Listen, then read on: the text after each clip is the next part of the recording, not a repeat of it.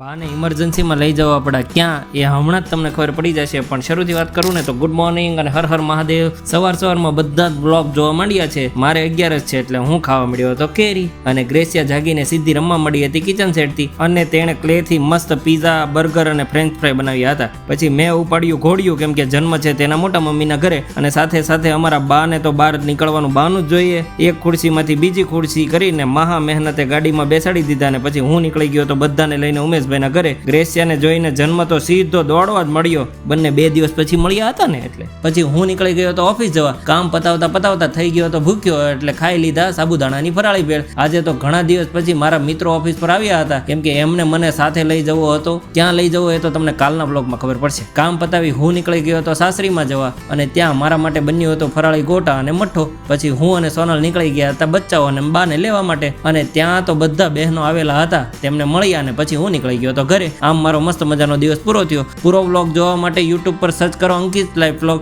જો અમારા વ્લોગ ગમતા હોય તો લાઈક અને સબસ્ક્રાઇબ કરવાનું ભૂલતા નહીં. મળીએ કાલે નવા વ્લોગમાં. Bye bye.